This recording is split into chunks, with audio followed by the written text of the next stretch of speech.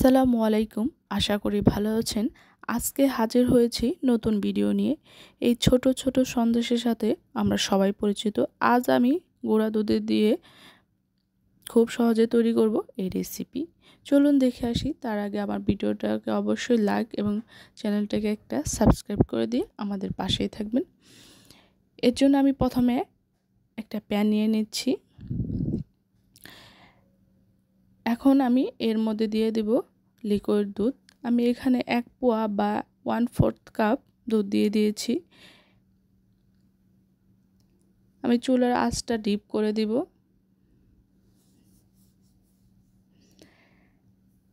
এখন এর মধ্যে আমি দিয়ে দিচ্ছি 1.5 চামচ ঘি।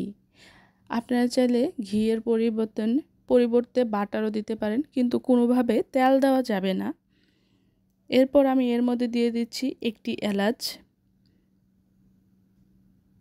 ভালো করে নাড়তে হবে।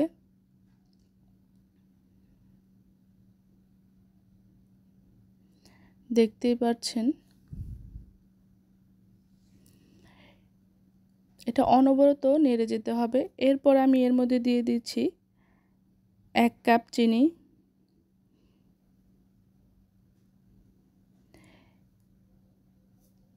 চিনিটা এখন আমাকে গলাতে হবে।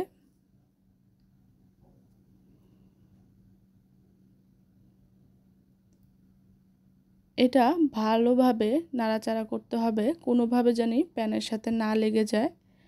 এরপর এর মধ্যে আমি দিয়ে দেব গুঁড়া দুধ 1 কাপ পরিমাণের।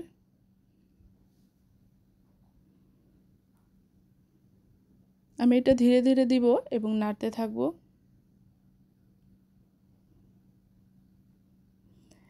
এর মধ্যে বিশেষভাবে খেয়াল রাখতে হবে চুলার আঁচটা যেন বেশি পরিমাণে না হয়। 2 থেকে 3 মিনিট জাল দেওয়ার পর মিশ্রণটা দলা দলা হয়ে যাবে। দেখতেই পাচ্ছেন এখন কিন্তু ঘন হয়ে এসেছে এটা।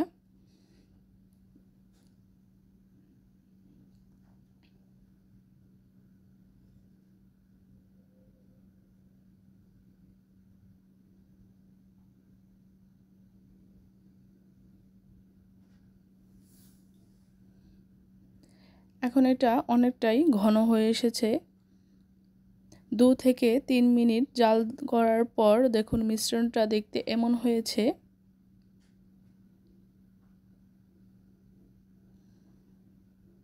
যখন দেখবেন প্যানের গা ছেড়ে আসছে, এই পর্যায়ে চুলাটা বন্ধ করে নিব।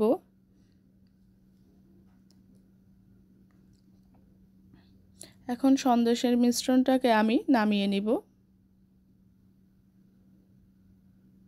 কারণ এটা হয়ে এসেছে। দেখতেই পাচ্ছেন প্যানের গা থেকে সরে সরে আসছে।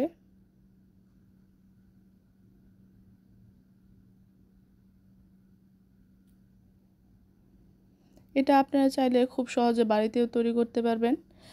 আমি এখন এটা একটা প্লেটের মধ্যে নামিয়ে নিয়েছি এবং আমি আমার দুই হাতের মধ্যে তেল মেখে নিয়েছি। এখন এটা অল্প অল্প করে নিব। আমি হাতের সাহায্যে সন্দেশ বানিয়ে নিব।